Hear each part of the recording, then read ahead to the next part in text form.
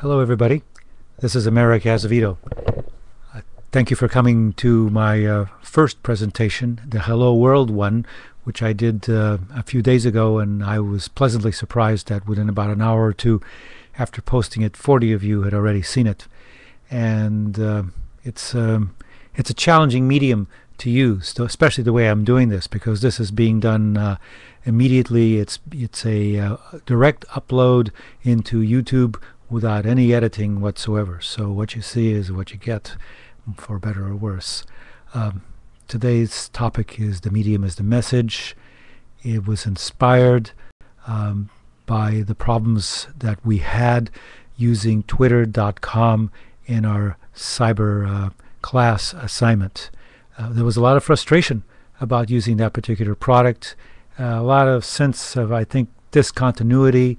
It didn't really work that well as an educational environment. I think it works very well as an environment for people to just simply tap out little messages and see each other's responses randomly here and there. So it has a very disjointed feeling. That's the problem with Twitter.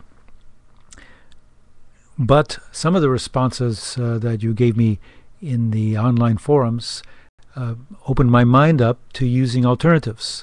One of them was chat room. So I installed a chat room inside of BSpace, and the chat room accomplished what I was hoping to get with Twitter, which was a stream of responses all right next to each other in real time and not so real time. That is, you can go into the chat room and post a message in there, and then the next person can post it in an hour or two later. And today, before coming to this YouTube video, I checked, and I saw you talking about each other's worries and concerns about the exam. So it's a really good way to get a feeling for how some people in the class are relating to something. And I may use it for purposes such as doing polls and getting feedback. And of course, you can always go into the chat room anytime and post something as if you were on Twitter, and it has much better privacy functions. But it also reminded me of Marshall McLuhan's book, Understanding Media, The Extensions of Man. It's a classic. If you go into Google and just simply type in Understanding Media and hit the search button, you will get references to McLuhan's book, and you will see that phrase, the medium is the message, in the Wikipedia reference. It's actually the title of the first chapter. The basic idea is that every communications, in fact, every media that we use, every medium that we use, changes the nature of the message and content we are transmitting between ourselves. So, for instance, if you write landline letters by real paper mail, the kinds of letters you write to each other and the things you say and what happens when you use handwriting or typing is different from what you do when you use email, is different from what you do when you use 100-character text message. It's different from what you might communicate in Twitter. It's different from what you're going to say in a chat room.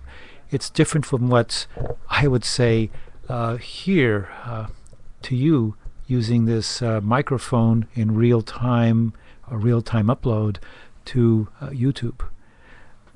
So each medium changes our communication.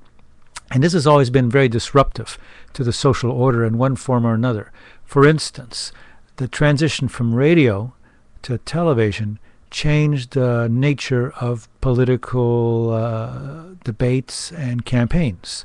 Before television, the appearance and manner and gestures of the candidate were not as important as their voice, how they projected their voice. Because, when all you do is hear somebody's voice, everybody's free to put in their own fantasy of what that voice sounds like. So when Nixon and Kennedy did the first televised debate, Nixon probably would have won that debate if he had been doing a radio debate. But with Kennedy, he lost because Kennedy looked so much better on television than Nixon did. So a lot is being communicated through different media, And we should be aware of that. And using the internet, we have lots of opportunities to vary our media and vary the message. So when you think about doing digital storytelling, realize that if you use different media to communicate your story within, let's say, your website or connections between your website and other sources, you will actually be able to bring up different nuances of the message or messages you are trying to transmit. Of course, this involves developing a sensitivity about how to communicate in these different media, and it involves practice. Just as I'm having to learn how to practice using this media, I still want to look at myself on the screen while I'm talking because I want to see what I look like. But if I look there, I'm not looking at you. If I look up at the camera, I don't see myself. So I have to trust that this is really like real life, isn't it? I don't get to see myself when I talk to somebody else or listen to somebody else. And, if you respond, it's not going to be living here in real life. It's going to come off on the screen somewhere as a posted message later on if you respond here in this particular medium. Very interesting, isn't it? I think that all I'm doing here is trying to raise your awareness of this phrase, the medium is the message, and realize that you're going to be up against it as you do digital storytelling now in the 21st century, when we have so many different mediums available to us right now. Goodbye for now, and we'll tune in later.